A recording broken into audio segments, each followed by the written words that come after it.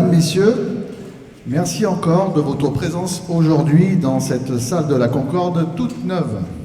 Ça fait longtemps qu'on ne s'est pas vu pour un concert. Vous nous avez manqué. Merci. La dernière fois, c'était le 1er mars 2020, sous le chapiteau qui avait été installé au stade José Roman par la municipalité suite à l'incendie de la Concorde. Aujourd'hui, enfin, nous sommes tous là. Il nous manque toutefois un musicien à qui nous souhaitons aujourd'hui dédier ce concert. Il s'agit de Bernard Olivier, que nous appelions Bison, du nom de son village. Bison nous a quittés subitement à l'âge de 70 ans, le 21 novembre 2021, veille de la Sainte-Cécile, sainte patronne des musiciens. Il y a un an, jour pour jour, nous étions dans son village pour l'accompagner dans sa dernière demeure. Nous remercions sa famille pour sa présence aujourd'hui.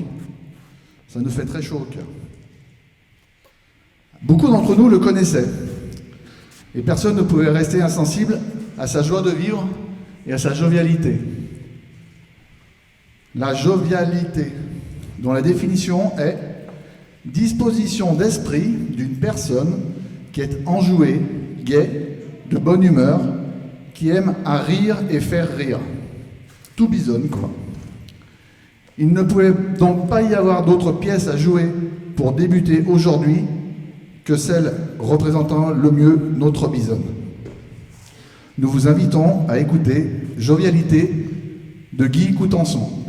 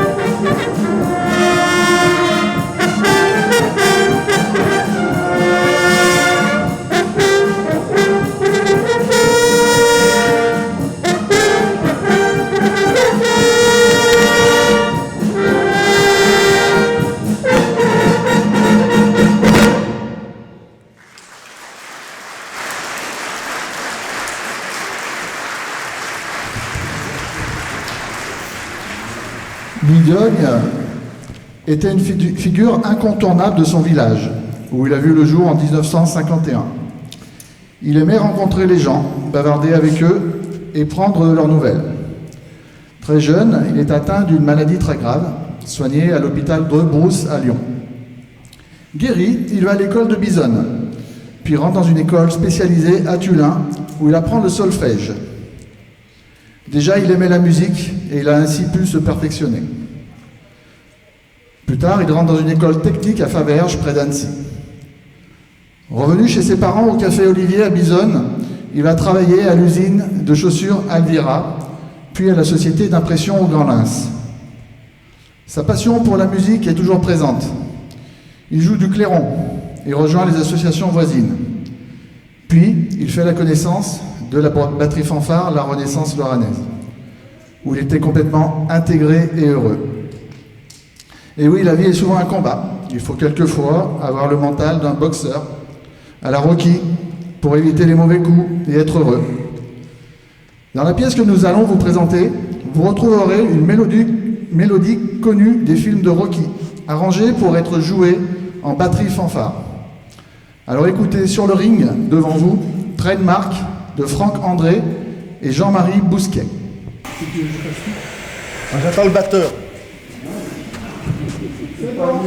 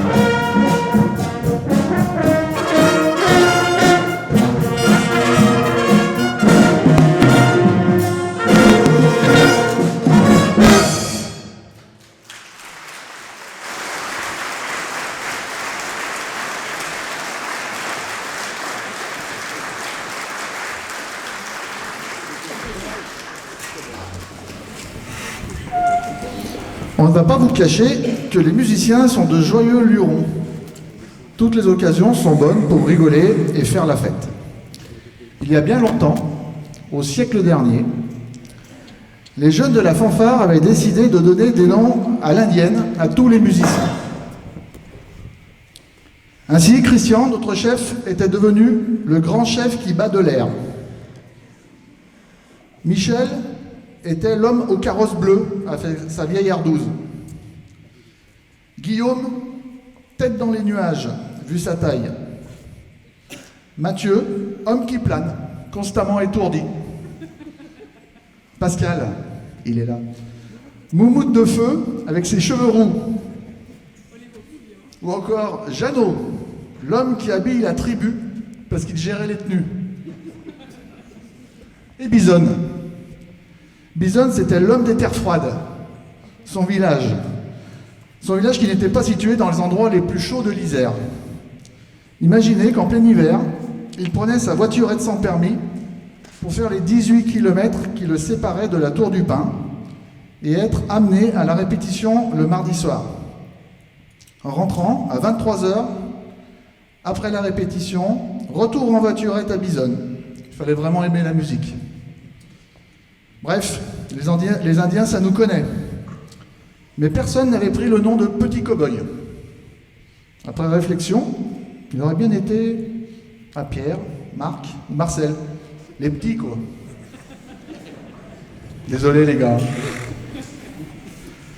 Partons donc maintenant dans le grand Far West avec le Petit Cow-Boy de Patricia Guénan et Richard Régel.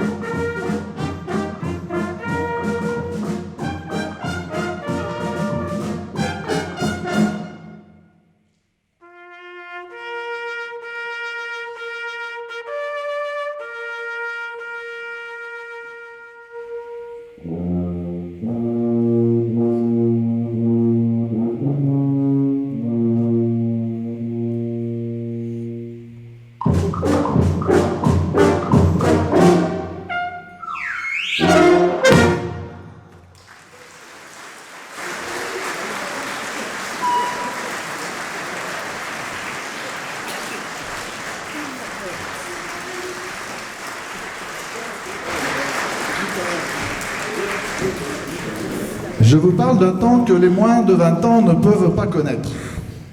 Mais vous connaissez sans doute la chanson Stand By Me de Ben E. King, sortie en 1961. C'est sûr, je ne m'adresse pas aux plus jeunes, mais ça devait être dragué dur dans les années 60 sur ce slow. Levez la main, ceux qui ont conclu sur cette musique.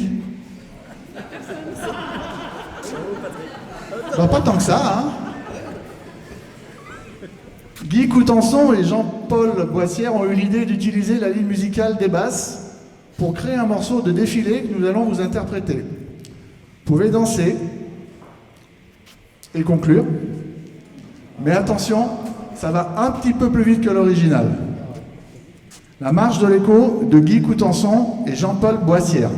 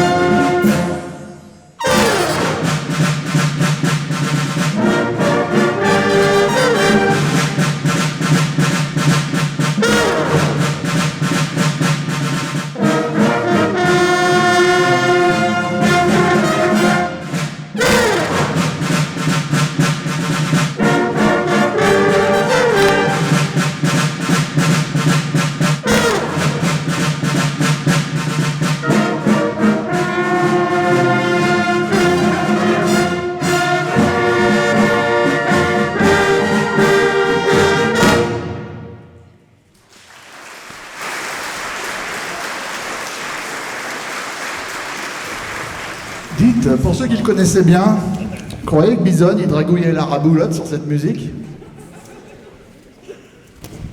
En tout cas, Bison, c'était un homme très humain et respectueux des autres.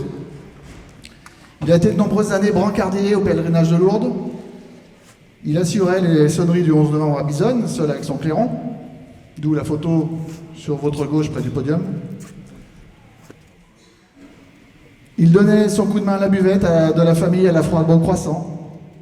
Et puis il avait toujours une blague ou une chanson à son répertoire. Pour nous, à la fanfare, la chanson qui représente Bison, c'est celle qui nous chantait quasiment à tous les coups dans le bus, en rentrant des sorties de musique ou des concours. C'est vrai qu'on le poussait un peu, mais il ne se faisait pas prier très longtemps. Alors pour une fois, c'est nous qui allons la chanter. Si vous connaissez les paroles, n'hésitez pas à nous accompagner. Il s'agit de la tactique du gendarme.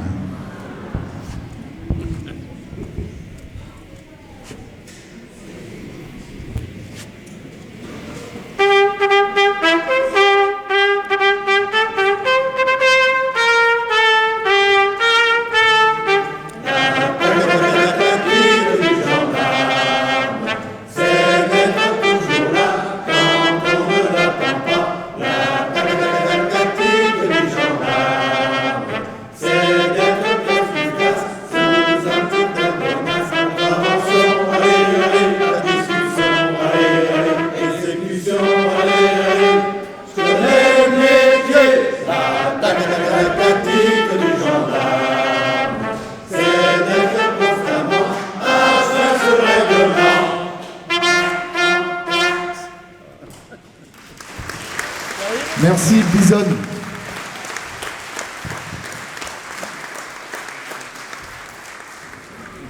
Manuel Bernal est un compositeur qui se plaît à créer des pièces très jazzy. Pas banal de jouer du jazz pour une batterie fanfare. Pour rappel, nos instruments, dits naturels, donc sans piston, mis à part le tuba et l'euphonium, s'accompagnent et se répondent pour créer une mélodie. Seule la dextérité des lèvres du musicien permet de monter les gammes. De là à dire que les musiciens embrassent comme des dieux, il n'y a qu'un pas. Demandez à vos épouses, messieurs. Pour ceux ou celles qui seraient intéressés, il reste encore quelques célibataires dans les rangs. Bougez avec Easy Journey de Manuel Bernal.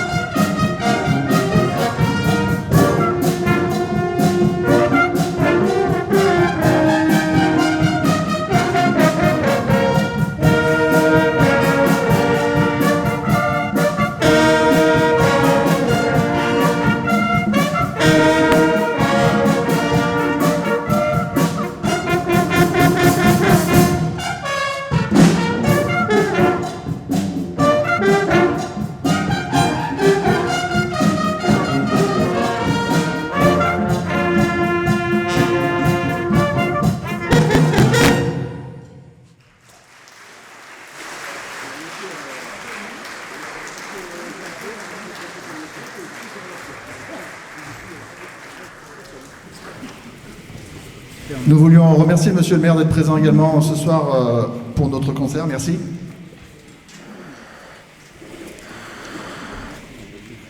Le paso doble d'inspiration militaire apparaît en Espagne dès la fin du XVIIIe siècle. Il devient à la mode dans les années 20, notamment en France. C'est dans le contexte des corridas d'Espagne qu'il faut situer les origines du paso doble. L'entrée des toreros dans l'arène était accompagnée d'une musique au rythme marqué et au style martial, inspiré des marches militaires. Au début du XIXe siècle, une danse se développa sur cette musique et dans cet esprit de corrida, de lutte entre l'homme et le taureau. Le paso doble passe rapidement dans les Pyrénées pour se développer et prendre tout son essor dans le sud de la France, d'où il conquiert le reste du pays.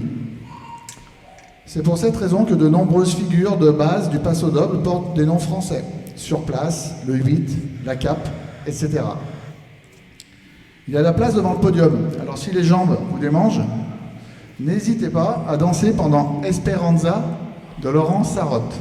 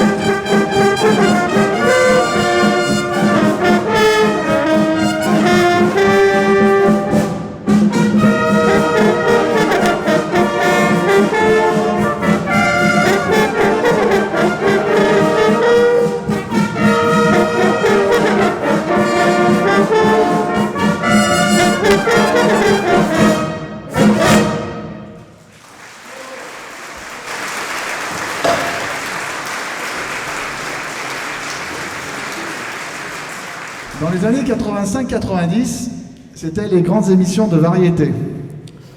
L'indétrônable Michel Drucker nous présentait Champs-Élysées tous les samedis soirs sur Antenne 2. Les génériques de ce type d'émission étaient majestueux, avec l'omniprésence de trompettes accompagnées par des basses puissantes. Alors nous n'avons pas Michel Drucker, mais il nous faut bien un chef d'orchestre pour ce concert. Et il faut bien que nous vous le présentions. Chez nous, il s'appelle Guy Roudet.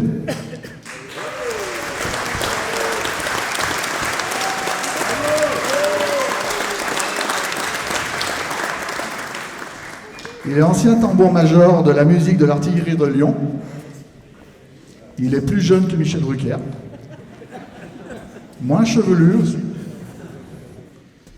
Alors merci de lui refaire une ovation, s'il vous plaît.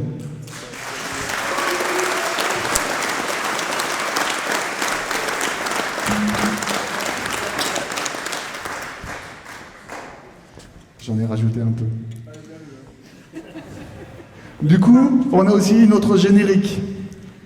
Il s'agit de Filfredo Brass de Guy Luipertz, dirigé par Guy Drucker.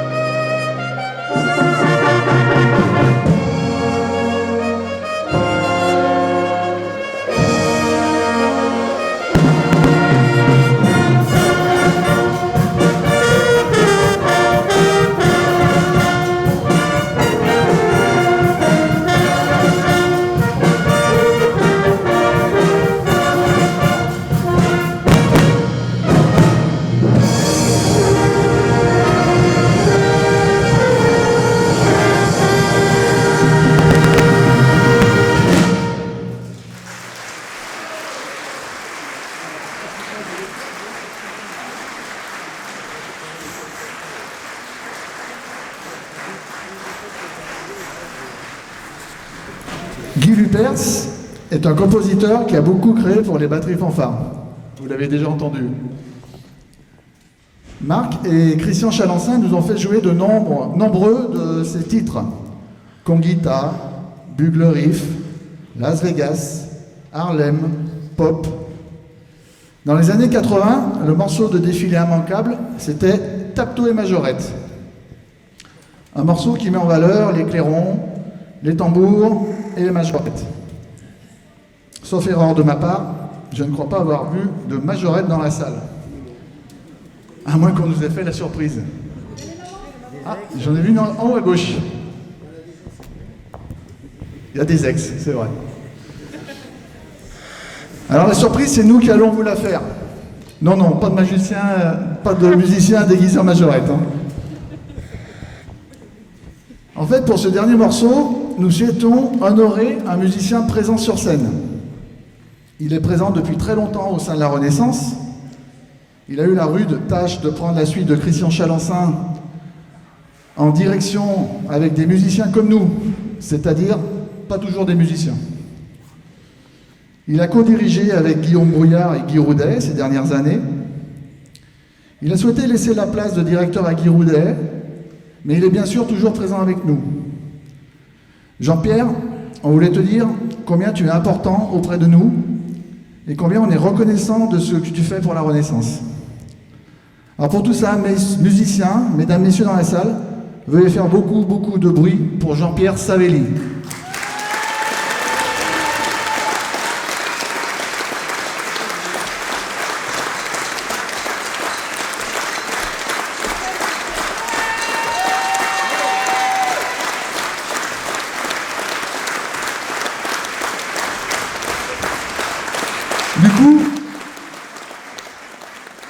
Du coup, on va le faire bosser un peu.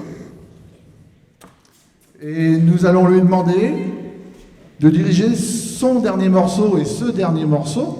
Bon, c'est peut-être pas ce dernier, pas le là. Avec les clairons, les tambours, les trompettes, mais pas les majorettes. Tapto et majorette de Guy Louis Pertz, dirigé par Jean-Pierre Savelli.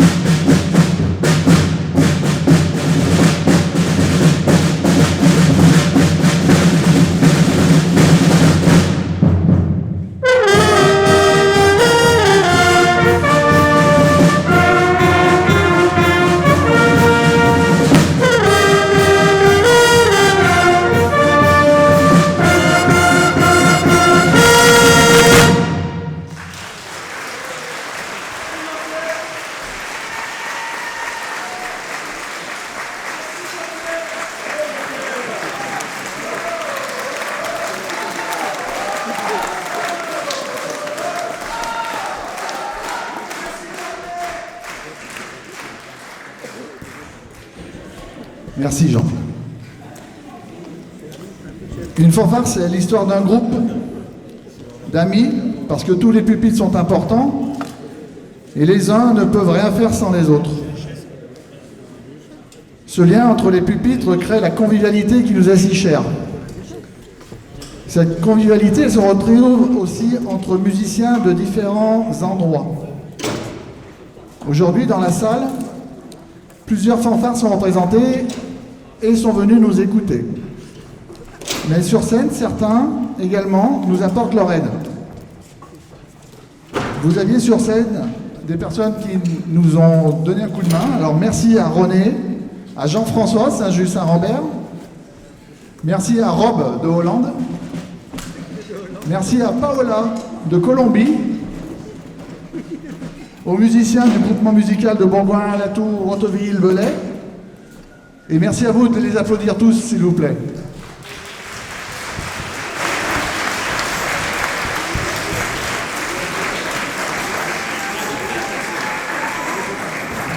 Du coup, plutôt qu'un bis, on va proposer au groupement musical de nous rejoindre, ce qu'ils allaient après se faire, pour les 2 morceaux d'ensemble que vous allez entendre.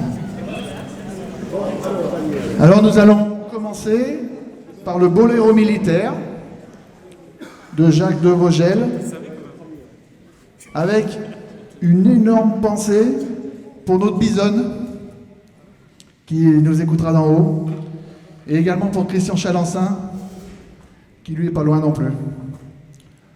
Le Boléro militaire, dirigé par Claire Durand.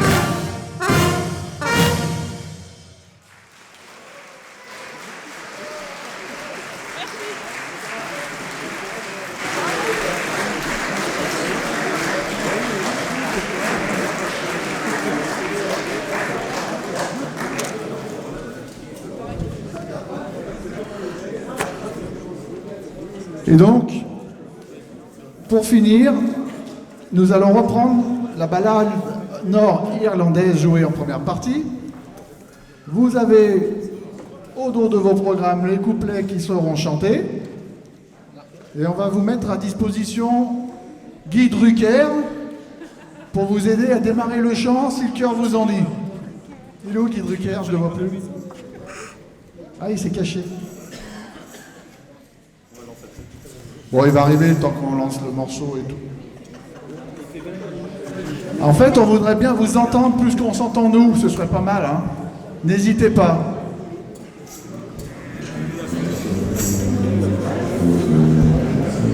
Alors, merci en tout cas de votre présence, de votre fidélité. Passez de bonnes fêtes de fin d'année. Profitez de votre famille, prenez soin de vous. Voici la ballade nord-irlandaise de Daniel Booth et Nicolas Suck, dirigée par Lucie Charrier.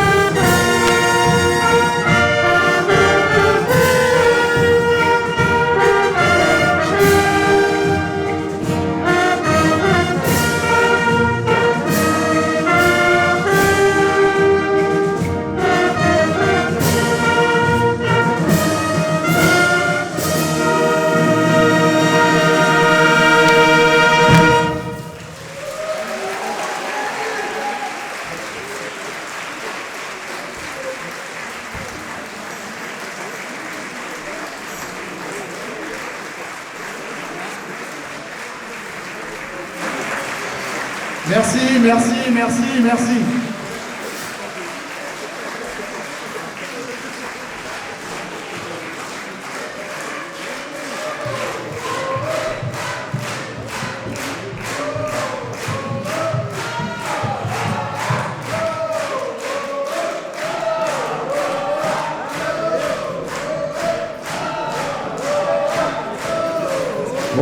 falloir se décider, les chefs. Hein.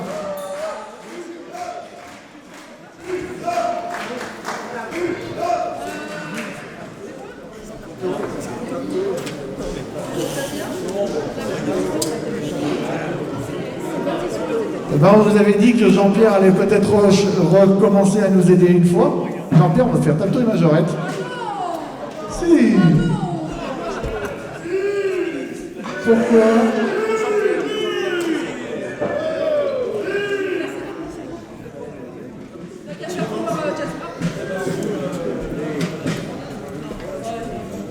Eh bien, tapto et majorette, dirigé par Jean-Pierre Savelli.